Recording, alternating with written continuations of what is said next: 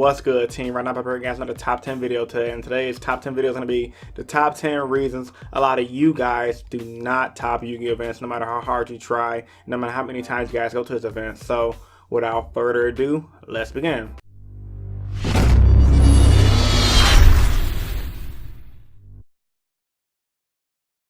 Straight into the video, starting with number 10, self-doubt. I've met a lot of players throughout the years, no matter what card game I played, have a fuck ton of self-doubt in themselves, and I never understood why. I mean, we're playing this card game to mainly have fun. Big events should be secondary, but for some reason, they go to locals, they get smacked up, their friends fuck with them, and it just pisses their self-esteem down. They think they're garbage, and honestly, I've met a lot of players who are good, who don't give themselves enough credit. So my number 10 reason why people don't top events is self-doubt, because self-doubt, just like in real life, can really bite you in the ass.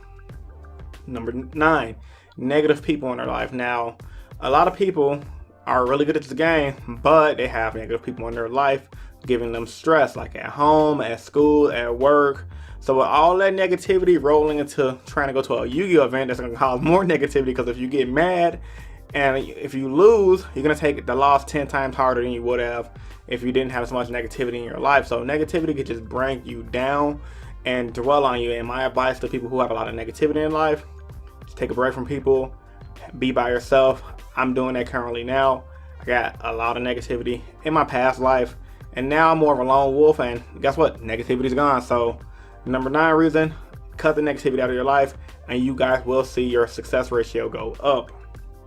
Number 8, scrubby playtesting group. Now, I'm not saying that you can't get better from playtesting with people who are with less skill than you, but there comes a time and a point where you got to realize, if your group ain't focused on getting better and you're hanging with them consistently, you yourself is not going to get better. And it just goes to show the pros from the scrubs. A lot of players like Patrick Hoban, Billy Brake, they always kept themselves around people who are just as good as they are, and distance themselves around from people who aren't as great. I mean, yeah, they probably have friends with people who aren't as good. When it came down to serious playtesting, they playtested with some of the best of the best. And that's why you see a lot of same players doing it, getting good results at these big events. So, I mean, I did it when I was playing Naruto. I mean, my group, we used to playtest all the time. We were all around each other's level.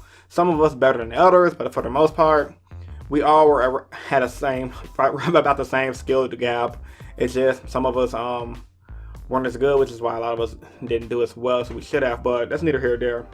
So yeah, number 8, scrubby playtesting group. There's nothing wrong with having your friends who aren't as great, but when it comes down to serious playtesting, find a better group. Number 7, not playtesting enough. Now, a lot of Yu-Gi-Oh players out there do not playtest this game enough, and I understand. I mean, we all have lives and we all want to make things great, but if you want to be good at this game, if you want to win an event, you have to play test. When I got my first YCS top in YCS Chicago 2014, I play tested my ass off. Went to locals after locals after locals. I played on DN, asked around for help. I got everything I needed to do to prep myself for that event. Hell, and I was losing weight at the same time. I was actually going on a diet around that time. So with all that positivity and playtesting, I wound up making top 32. Now granted, a lot of people don't do that, but hey, it worked for me, and I'm pretty sure it worked for you guys. So by playtesting, like I always tell you guys, at least 20 to 30 hours a week before an event to get good with a deck, it's optimal to get better results. So number 7, not playtesting enough. I mean, 2 to 3 hours a day up at most of playtesting, or at least thinking about your deck, can go so far. Number 6, huge fucking ego. Now, there are a lot of you people out there who think you're better than what you are. Yes, I said it, and I see it all the time at locals, and honestly, it annoys the hell out of me when people have huge egos and they aren't even that great. You've never really seen them top regionals like that. They might top it here and there, or they might win a locals here and there, but when it comes to YCSs, what do? They scrub out, they get mad, they look down upon people who can't afford cards that they can afford, and honestly, that's the reason why they suck. I mean, not that they suck, but that's the reason why they don't do as well. So calm the egos down, guys. Yu-Gi-Oh is supposed to be a game for fun, a game for passion, and you shouldn't think you're better than the next man because you can afford a better deck than them. Because I've personally beaten players with Rogue who spent a couple $100 on their deck, and they got extremely pissed, and you can tell they hate losing to me because they think I'm not a great player. So number 6, reason a lot of people don't win at top of these events, because they have huge ass egos and when they play against somebody who's on their level or better, they freeze up and they usually wind up scrubbing out. Number 5. Now this is the one I've happened to me a lot. Incomplete deck list. Now a lot of us, when we're going to big events, we have an idea of what kind of deck we want to take to that event. Like me, for example, my hero deck I'm taking to YCS Minneapolis, I already know how I want the deck to be built, and I'm like 99% done with the deck. I would love to have Pot of Desires for the deck to make the deck be the best version I can, but I'm not dropping the 150 for the deck, for the Pot of Desires. But I feel like Pot of Desires is not a necessity in Heroes, because Heroes is already pretty consistent. But let's say, for example, I played a deck that wasn't as consistent like Yang Zing. You need them Pot of Desires. And if you don't have the Pot of Desires, you're not going to do as well as someone who has the Pot of Desires. So a lot of players go to these big events and they lose because, let's face the fact, no one wants to spend a fuck ton of money on this game. And honestly, if you don't win because of it, then that's just the luck of the game. That's just the way the game is played. It's 50% pay to win and 50% skill and 20% whatever. So if you guys are going to an event, play a deck you guys know can have complete, and play a deck you guys know how to play.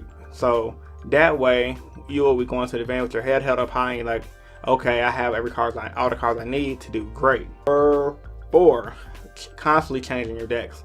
Now a lot of players change their decks like they change their fucking underwear, and it's really ridiculous, because it's like I've seen people within a span of a month go from deck to deck to deck to deck and to deck. Now, there's nothing wrong with that, but this ain't 2004 and 5. We don't have to do that anymore. We have things like Yugioh Pro. We had DN until they got to shut down, but we have Yugioh Pro. And with online programs like that are free, you can play test deck any deck you want. But I feel like if it comes to a big event, you shouldn't be changing your deck a week before the event. You done play test with this fucking deck all the way up to a week, and then you stop it because you want to play something meta. Fuck that.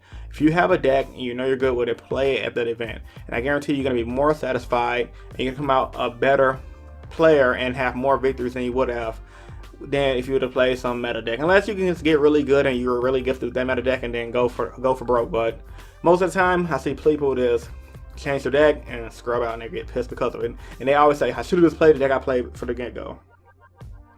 Number 3, a lot of players don't think for themselves. Fucking Yu-Gi-Oh sheep mentality. And honestly, this goes back to just self-doubt. A lot of players, they see the players like Patrick Hoban, Billy Bragg, they top of the decks, they copy their deck list to a T, take an event, think they're going to do well. Now, while some people do that well because they do practice with it and etc., everyone can't do that. And a lot of players have good ideas, but they don't implement them into decks. And then when they see someone else with the same ideas top with that idea, they get pissed. They're like, fuck, I should have had that. I should have just used my idea because I knew the card was good, but I wanted a net deck and it kind of fucked me over in the long run. So I recommend everyone, please think for yourselves. Please put in your own thought. Please sit down with your deck for at least an hour or at least 30 minutes a day and think what you want to do with the deck. How can you innovate it? How can you make it that much more better than someone else? How can you catch people off guard? Because that is how you guys are going to do good at these events. It's not just net decking. You guys got to figure out what works for you and figure out what tech cards can do well for you. Not no one else, but for you. Number 2, not asking for help. Now this is a big one because it goes back to the ego thing. Some people have egos are so fucking high, they're ashamed to ask for help. And I don't understand why. Help, no one makes it successful in this world without having some kind of help or using a team. So when it comes down to going to a big event, ask someone for help. Ask for one's opinion on your deck. Unless you just know the deck like the back of your fucking hand. But even then, still ask for help. Somebody might shoot you an idea that you're like, damn, I never thought about that. Or somebody might even tell you about a card that you didn't even know existed that can just take your skill level tenfold. YugiTube is great for getting help because a lot of us YugiTubers give free advice, which is awesome for you guys. We didn't have that back when I was growing up.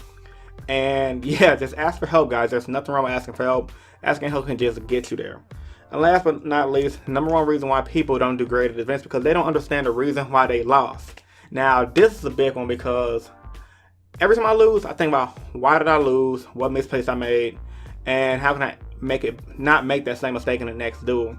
But I see a lot of people lose, they're like, fuck, I shouldn't have fucking lost, fuck that player, fuck this game, he sacked me. And it's like, dude, yeah, you probably got sacked, but you probably also misplayed earlier in the game. You probably could have won 2 turns ago. So understanding why you lost the duel can just take you that much farther in the game than you would if you just stopped bitching and complaining. So, with all that being said, guys, hope you guys enjoyed this week's top 10. If you did, give it a big thumbs up.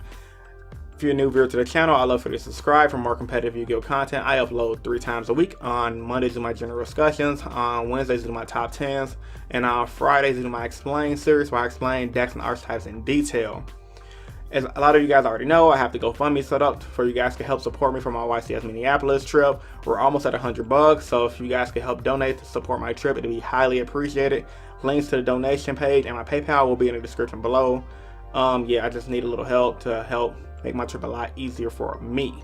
So as I always tell you guys, this is Chris from Team Innovation, and I am signing out. Peace, guys, and stay innovative. Deuces. Now, PK Fire and Burning Abyss is pretty much a special summon type deck that revolves around things like the Terror Top into Turek